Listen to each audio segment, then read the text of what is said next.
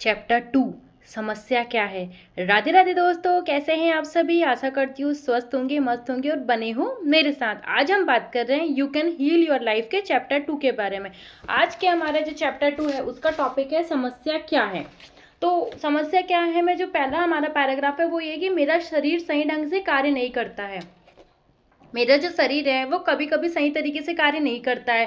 दर्द, रक्त निकलना, दुखना, टपकना, मरोड़ खाना, सूजन, जलन, बुढ़ापा, देखने में परेशानी, सुनने में परेशानी, शरीर सड़ रहा है और भी ऐसी कई परेशानियां। इसके साथ आप अपनी बनाई अन्य परेशानियों में जूझते रहते हैं। मैं सोचती हूँ कि मैंने यह सब सुना है। तो जो राइटर है वो ये बताना चाह रही है कि जब भी कोई व्यक्ति उनसे मिलता है तो वो हमेशा कंप्लेन करता है कि मेरा जो बॉडी है वो सही तरीके से काम नहीं कर रही है। या तो मैं ठीक तरीके से देख नहीं पा रहा हूँ, या मैं सही से सुन नहीं पा रहा हूँ, या मेरे शरीर में कहीं पे कट लगा हुआ है तो वहाँ से ब्लड निकलता रहता है, या मेरी बॉडी में सूजन है, या मेरे शरीर में कहीं पर तकलीफ हो रही है। और हम इस चीज़ों के बारे में बात करते रहते हैं। फिलहाल जो हमारी राइटर है वो सेकंड समस्या ये सुनती है कि मेरे संबंध मेरे पक्ष में नहीं है। सेकंड हमारा जो पैराग्राफ है वो ये है। उसमें घुटन होती है कि किसी काम के नहीं होते हैं, बहुत अपेक्षाएं होती है, मेरे पार्टनर साथ नहीं देते हैं, मेरे रिश्तों में बहुत ज़्यादा आलोचनाएं हैं, प्यार नहीं करते हैं, मुझे अकेला नहीं छोड़ते हैं, हर समय मेरे दर्द को कुरेदते रहते हैं, मेरे साथ परेशानी में परेशान नहीं होते हैं, मुझे दबाने की कोशिश करते हैं, कभी मेरी बात नहीं सुनते हैं और भी कई ऐसी बातें। इसके अलावा और भी अवधारणाएं, बिल्कुल ये सब मैंने सुना हुआ है। तो राइटर ने जो सेकंड सुना हुआ है वो ये कि मेरे संबंध मेरे पक्ष में नहीं है। उस पर लोग क्या करते हैं, मोस्टली कंप्लेन्स करते हैं कि मुझे इस रिश्ते में घुटन हो रही है, मेरा पार्टनर पूरी तरीके से मेरी बात नहीं सुनता है, मेरा पार्टनर मेरे दर्द में दुखी नहीं होता है, मेरा पार्टनर मेरे लिए ये चीज़ें नहीं करता है, और मुझसे प्यार नहीं करता है, मुझे टाइम नहीं देता है। बहुत सारी एक्सपेक्टेशंस होती है, बहुत सारी लिमिटेशन होती है, बहुत सारी बाउंड्रीज जो हमने क्रिएट की हुई होती है वो होती है। तो हर किसी को अपनी लाइफ के रिश्ते में कंप्लेन होती है। सबसे पहले तो हम जो प्रॉब्लम है उसके बारे में बात करेंगे, देन हम उसके सॉल्यूशन के बारे में डिस्कस करेंगे, जैसे कि ऑथर ने इस चैप्टर में किया हुआ है। अब हमारे पास थर्ड प्रॉब्लम क्या आती है कि मेरी आर्थिक समस्या सही नहीं है। ऑथर कहती है कि लोगों का कहना है कि मेरी आर्थिक स्थिति बेकार है, कभी कभार ठीक होती है, हमेशा पैसों की तंगी बनी रहती है, जब भी मैं कोई अच्छा कार्य करने जाता हूँ वो मेरे हाथ से निकल जाता है, मैं बिल्स नहीं भर पा रहा हूँ, ईएमआई पेड नहीं कर पा रहा हूँ, ब्याज पे ब्याज देना पड़ रहा है। तो लोग क्या करते हैं, दिन ब दिन कंप्लेन करना स्टार्ट करते हैं और वो हर दिन उनकी कंप्लेन बढ़ती चली जाती है।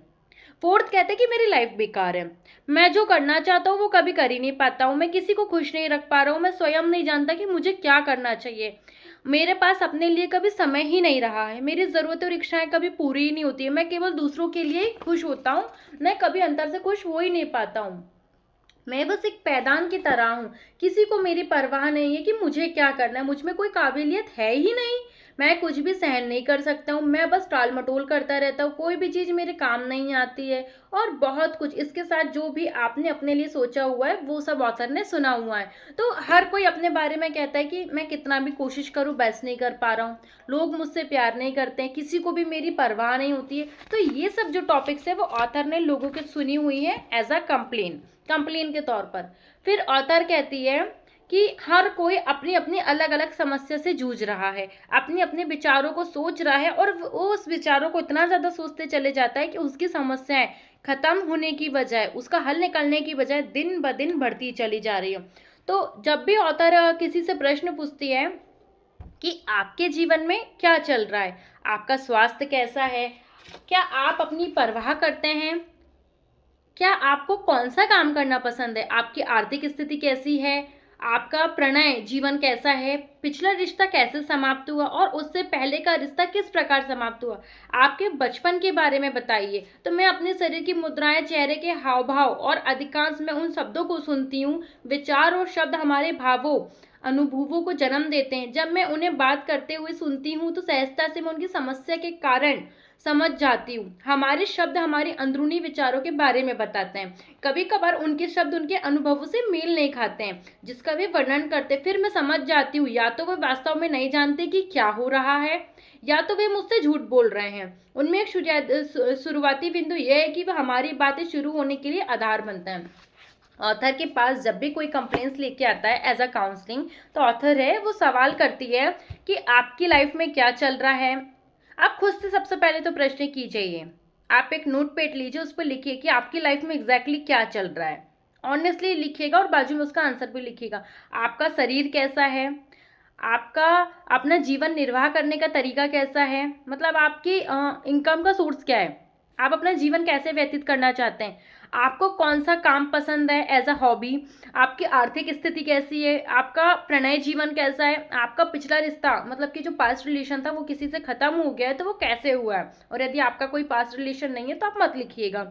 उससे पहले का रिश्ता किस प्रकार समाप्त हुआ और आपका बचपन कैसा रहा।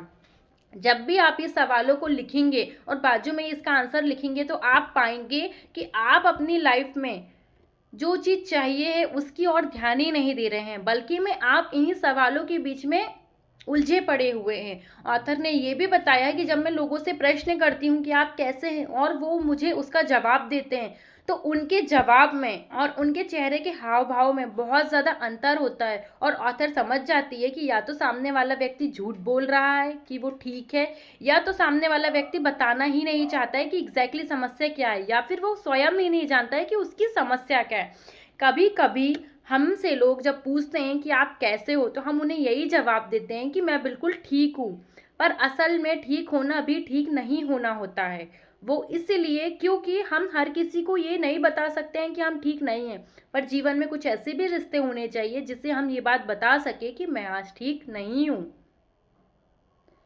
क्योंकि जब हम ठीक नहीं होते हैं और हम सामने वाले व्यक्ति को बताते हैं कि मैं आज ठीक नहीं हूँ, तो हमारे पास वो एक सच्चा रिश्ता होता है जिसमें हम ईमानदारी से रहते हैं। उसमें हमारे अंदर की जो फीलिंग्स होती है, हमारे फेस के एक्सप्रेशंस होते हैं और हमारे जो एग्जैक्टली बॉडी के एक्शंस होते हैं, ये तीनों ही चीज़ें मैच करती है। आगे ऑथर कहती है कि मुझे अभ्यास करने की ज़रूरत है, मैं जो भी चीज़ें करती हूँ उसे एक डायरी पेन पे लिखते चली जाती हूँ। तो ऑथर ने हमें क्या बताया है लिखने के लिए। ऑथर कहती है कि मुझे क्या करना चाहिए, मुझे ये करना चाहिए। इसके बाद मैं आपके सामने एक बार में सूची को पढ़ने के लिए कहती हूँ, और हर वाक्य मुझे क्या करना चाहिए से शुरू होता है, और जब वे पढ़ते हैं तो वे मुझसे पूछती हूँ कि क्यों, तो मुझे जवाब मिलते हैं कि वे दिलचस्प और कुछ प्रकट होते हैं। मेरी माँ ने मुझसे कहा है कि मुझे करना चाहिए क्योंकि मैं ये करने से डरता हूँ, क्योंकि मुझे परिपूर्ण होना है, क्योंकि सभी को वह काम करना चाहिए, क्योंकि वह आलसी, नाटा, काफ़ी लंबा, काफ़ी छोटा, काफ़ी पतला होता है। तो ये जवाब मुझे मिलते हैं, और वे अपने विश्वासों में कहीं अटके होते हैं और वे अपनी सीमाओं के बारे में सोचते हैं। ठीक है, ऑथर ने एक उदाहरण देके हमको बताया है कि एक छोटा सा बच्चा है, उससे पूछा कि तुमको क्या समस्या है, तुम्हें क्या करना चाहिए, मुझे करना चाहिए के रूप में बताओ। तो वो बच्चा कहता है कि मेरी माँ ने मुझे बोला है कि मुझे आगे बढ़ने के लिए, मुझे मोटा होने के लिए हेल्दी खाना खाना चाहिए। क्योंकि वो बच्चा काफ़ी आलसी है, काफ़ी नाटा है, काफ़ी बेकार है, काफ़ी बेवकूफ़ है, इसका आंसर किया ये है जी नहीं। क्योंकि वो विश्वास से भरा हुआ है और वो ये नहीं जानता है कि उसे क्या करना चाहिए, और उसकी माँ उसको खाना खिलाने के लिए कह रही है कि तुम्हें ज़िंदगी में आगे बढ़ने के लिए सिर्फ खाना खाना चाहिए, मीन्स कि वो बेवकूफ़ बना रही है। उसी तरीके से ऑथर के पास जब लोग आते हैं तो वो गलत जवाब देकर उसे बेवकूफ़ बनाते हैं। ऑथर कहती है कि मुझे ऐसा लगता है, हमें मानना चाहिए कि हमारी जो समस्या है वो एग्जैक्टली समस्या है, और हम उस समस्या से आगे बढ़ने के लिए सबसे पहले उस समस्या को लिखें कि हमें आज क्या क्या समस्या है, और हर दिन इस चीज़ को लिखना चाहिए, और उसके बाजू में हम लिखें कि हमें इस समस्या से निकलने के लिए क्या हल निकालना चाहिए।